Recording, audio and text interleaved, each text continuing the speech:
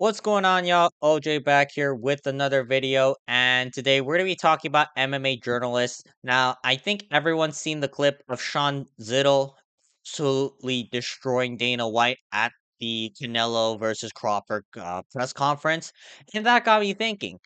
We gotta talk about these MMA journalists because most of these MMA journalists, simply put, are spineless or they're just very generic and they don't ask any sort of inspiring, hard hitting questions. And today I'm going to be ranking every single MMA journalist, all right, that you guys probably heard of it at least once. I know there's a lot of guys that you guys probably don't know about because I don't know about them either. And it's not like they show up to every single press conference. So I don't really know their names, to be honest. But I'm going to try my best to kind of get all the guys or girls that you will see frequently because they're either doing a lot of one on one interviews or they're just at so many press conferences that you're like, "Oh, please get them the fuck out of here." But yeah, regardless, I'm gonna be breaking down every single journalist I can find in a set of tiers. So without wasting any more time, let's jump right into the video. All right, we're gonna first start off with John Morgan. Yeah, I do not want to see a John Morgan press conference ever because if you're wondering why the UFC press conferences are so dull, boring, uninspiring, stupid, uh, uneventful, any of those adjectives, John Morgan's probably one of the main reasons why. Now, he doesn't show up to every single press conference, but when he does, I just have to tune out like 5 minutes of the press conference because it's just going to be John Morgan asking the same questions over and over again. Hey, what would a win over the X fighter mean for your legacy? It's like, how important is it to get a win against X fighter in order to boost your legacy? Can you not ask anything else other than, "Oh, would the win over this fighter mean for your legacy?" Like John Morgan, at this point, he just feels like a robot asking the same questions over and over again, as if it's like an NPC in like a video game. Like there isn't much to John Morgan interviews either. All right, I don't really feel that much connected with John Morgan in the first place. He doesn't really draw any sort of emotions from the fighters in general. The only time I found John Morgan entertaining was when Colby Covington was kind of picking on him because Colby Covington at the time was I don't know, he was actually pretty funny. But at this point, like what does John Morgan even do? All right, I would not miss him if he were to miss a press conference.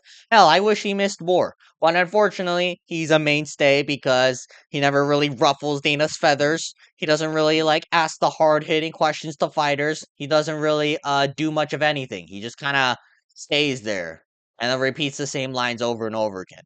That's why I feel that John Morgan, in terms of press conferences, probably the worst reporter on the set, but it's just pretty bad. Right? There's nothing really inspiring about listening to John Morgan or his questions. All right, now up next we got the Schmo. I'm gonna put the Schmo at the B tier. Now the Schmo I feel is a lot better than John Morgan. His questions are very easy to digest. He's very straight to the point. His content's very short, so I don't really have to stick through like an entire 40-minute segment in order to find like certain clips I want to hear. The only thing, however, is one, sometimes I feel that the Schmo is just there for like a minute or so. Like the interviews, like sometimes they're fine. They're like 8 to 11 minutes long, but there can also be like 1 to 3 minute long interviews. And I feel like that's too short for an interview. And second, the nerdy gimmick, like with the glasses and stuff, sometimes I feel that's getting old. I understand why he's doing it because that's how he was able to make it on the scene in the first place. But I don't know, he's been doing it for so long that I sometimes get tired of it. That's why I don't really watch that many schmo videos recently. But whenever I do, and like it's been a while since I've last watched a schmo interview, I do feel like it's a fresh breath of air. I just feel after a while it kind of gets bland. And also, with certain fighters, he just doesn't bother to ask like multiple sets of questions. At best, he's gonna go for like 2, 3 minutes and then the video's over. Right? It feels very short for an interview, but at the same time, I don't know. There are some times where it can be digestible, it can be fun, and I don't really mind the show that much overall, one way or the other. All right, now up next we got Guillermo Cruz. I'm gonna put Guillermo Cruz at the C tier. If you guys don't know who this guy is, I believe he's one of the main writers and press conference reporters for the MMA fighting. And let me just say this, he's very similar to John Morgan. Now, unlike John Morgan, he doesn't get that much time to speak on the mic, so I think that's a plus. But at the same time, it's the same uninspiring questions that John Morgan usually asks. And I can't be bothered with that because, again, like, can we get better reporters asking better questions for once? Right? So I'm going to say that Guillermo Cruz, I think he's more of a writer. I think that's like the only excuse I'll give him. But at the same time, I wouldn't really miss him if he just didn't show up to any press conferences. All right, now up next we got Nina Drama. Yeah, Nina Drama. He's arguably worse than John Morgan, and the reason I say that is because every time I tune into a Nina Drama interview, it's just hits and ass and just putting her into a submissive position. Like, I can't name one Nina Drama interview where I'm like, yeah, she's just being overtly sexual for her future OnlyFans career. Like, what is Nina Drama even worth at this point? She doesn't ask anything like interesting. She just kind of goes like, "Oh, what were the three fighters you would bring uh when the aliens invade planet Earth?" Okay, like it was fun the first couple of times, but when you use that same line for over a year now, it kind of gets old.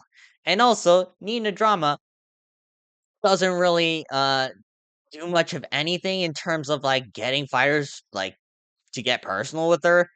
I don't know. She just feels very much like an industry plant that the fighters are just forced to talk to. And again, every video of Nina Drama, like even though when the fighters are showing her techniques and stuff, why is she in like submissive positions? Like they didn't even do anything. And it just feels like a borderline porno. So yeah, Nina Drama. I can't even call her a journalist because I think this is my opinion, but let me know if you guys agree or not. If you just push your tits up or just like try to be like in a submissive position every couple of seconds in order to make interest for your, I don't know, journalistic career, I don't consider you a journalist. I think that's just me. Right? I don't know if anyone else agrees, but yeah, I don't think she's a journalist because, again, she's just one step away from being an OnlyFans model. And before we go on about like other female reporters, like let me just say this: Nina Drama's the only one that's doing this. That's my huge problem with her. So I don't even understand why she's even here at this point. All right, we gotta like get rid of Nina Drama, get rid of John Morgan for at least the press conferences, get rid of the Guillermo Cruz, and maybe for once we'll get some interesting questions out of these press conferences for once. All right, now up next we got Helen Yee. She's on the A tier. She's basically Nina Drama. The only difference is she's not an overt whore, and she can actually like play along with fighters and be friendly with them. Like she's been here for a while and a lot of the fighters know who she is. She's respectable, whereas Nina Drama, she just kind of got propped up there like 2 years ago, and all of a sudden she's blown up because I don't know, she's just basically again a lewd model. And Helen Yee, I will say this. She gets very personal with these fighters and is very interesting. All right. I love whenever she's interviewing like Paulo Costa, Sean Strickland, because unlike Nina Drama, Helen Yee, she doesn't have to be like someone who just like flash her tits out, someone who just like, I don't know, just doesn't ask any engaging questions. Helen Yee, I can actually respect her as a journalist. And again, she's been doing this for a very long time. So I feel like if you're gonna be like a female uh journalist in the MMA scene, be like Helen Yee, do not be like Nina Drama. Right now, up next we got Brett Okamoto. I'm gonna put Brett Okamoto in the C tier. Brett Akamoto, what to say about him? He's mostly a interviewer through Zoom. Like he's mostly done all of his journalistic things through one-on-one interviews. And let me just say this, uh there aren't any overtly bad questions. Like yes, at times he can be a shield for the UFC, but that's because he wants to keep his job at ESPN. But at the same time, Brett Akamoto, and you get a better camera for once. All right. I feel that some of his interviews are simply put unwatchable because Brett Akamoto is filming out of a Nintendo DS. Can you get a camera better than the Nintendo DS? Like, it's not hard to get a good quality camera. Like, I'm using a $30 webcam to record this video. All right.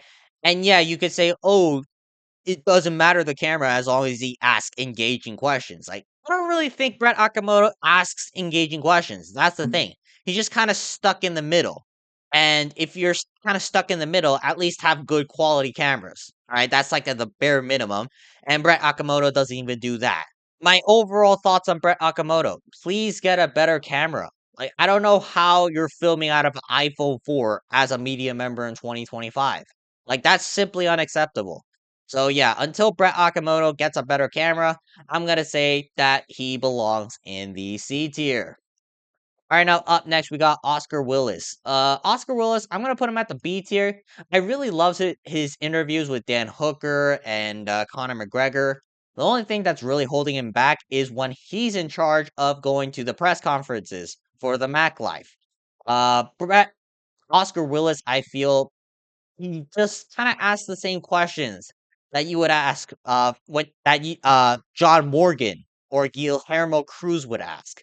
Not very engaging, very uninspiring, and overall, a dead press conference. That's what you're probably gonna get out of Oscar Willis, but the interviews are actually pretty nice. That's what I'll say about Oscar Willis.